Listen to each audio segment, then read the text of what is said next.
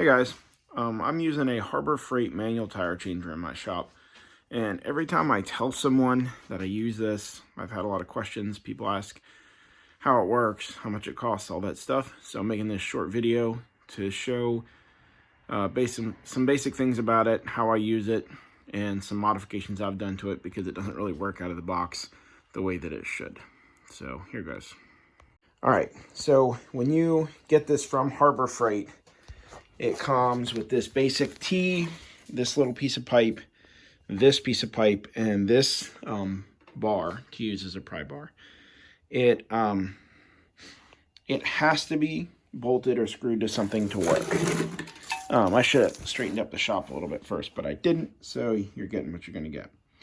So if you don't, fold it up out of the way so you can see, it uses those 4 bolts to bolt into the cross. These 4 bolts right here. If you don't bolt it to something, it will not work. You will not have any success using it. It will be of no help changing tires. That is like the #1 thing that I can tell people. I've seen people online like bolt it to pallets or bolt it to a sheet of plywood and they try and screw around with it. I've used it previously bolted to the floor of a utility trailer, and I would just use lag bolts and then unbolt them. Because I was doing some bigger tires here, I decided just to bolt it inside of my shop. It's in the way, kind of. These bolts are really easy to take out with an impact. They're Tapcon bolts from Home Depot. You have to use a hammer drill, a masonry hammer drill to drill the holes, but once you drill them, you can take those bolts in and out many, many times without ruining the hole. Most of the time, I just leave it here, though. All right, so once you have it drilled into the floor, I would recommend that you do not get this unless you have a welder. You can see that this has been MIG welded. From Harbor Freight, you will just bolt these in. I was actually having trouble with the whole thing twisting out even with the bolts. It was deforming and ripping itself apart. So I welded up that to the cross. That helped immensely. Once I welded that, the second thing I was having issues with is this is just a relatively thin little piece of pipe. I was twisting this entire thing and breaking it.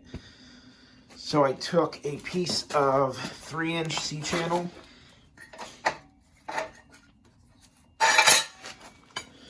I took a piece of 3-inch C-channel here and I cut it to the height of this and I just welded it in the whole way down, and that stiffens it up a lot. I had this laying around, but C-channel is very, very cheap. So once I did that, then my wheels, when I was trying to use my Bead Breaker bar, they were slipping. And it comes with this little, piece to drop down over this this bar. This is where your tires sit, which I'll show you in a second. And that piece just was not clamping my wheels, and it was scratching the shit out of them, trying to tighten it down. So what I did was I made this out of a piece of pipe, a old piece of plate, and a couple pieces of plate steel. It was one of those things where like I was really frustrated and I just wanted to do it one day. So it's not very pretty looking, but it's very, very effective. This clamps down. It has those 4 angles. It bites into the wheel a little bit. This is not something you want to do with like nice alloy wheels. It will probably scratch them. You can flip them face down and put like a piece of cardboard or something here, or a rag, and kind of protect them.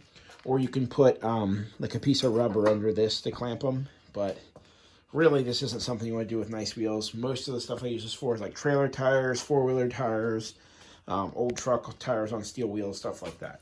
So this comes with this piece that is threaded, and you put it down this thread, you spin it down in, and then you use one of your pry bars in here to tighten it up the rest of the way. And that screwing down the tire is what holds it in place. I had a tire that was spinning, and I tightened it down so much, I broke this threaded insert out, so I had to re-weld that. You can tell that's been welded. So those are the modifications I made to it.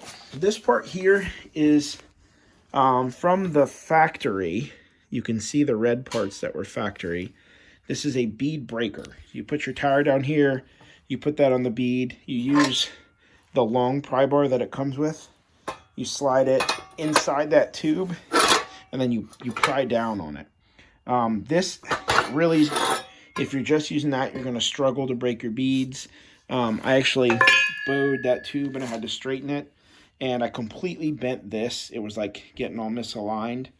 So I went back through and I welded heavy gauge angle iron in here. It's like not quite 1/4 inch, but it's thicker than 1/8.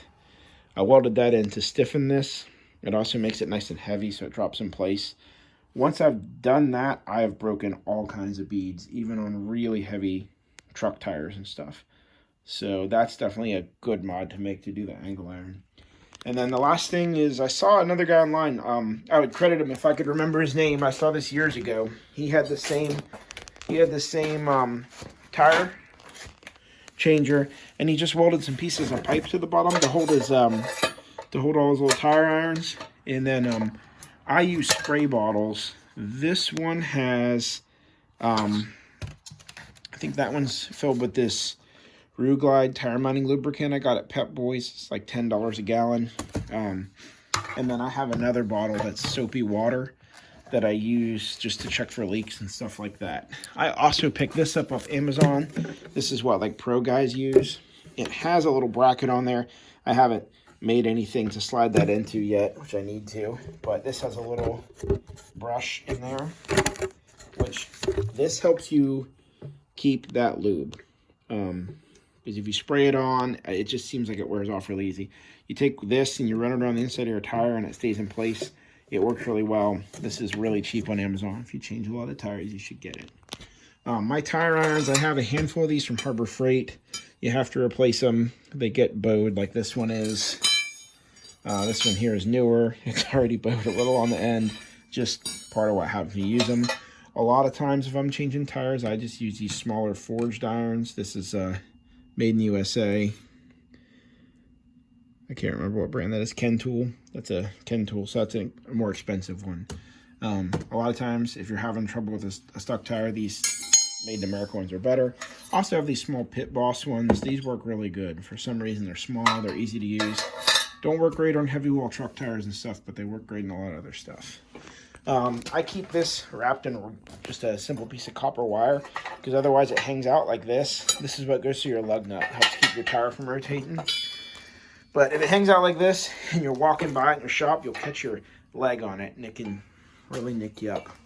So those are the modifications I did to mine. It works really well. I have a large compressor in my shop. And then I also have this Bead Blaster I use when I can't get a bead to seat.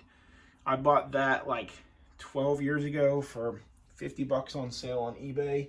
I have used that thing, I don't know, dozens and dozens of times. It's definitely paid for itself.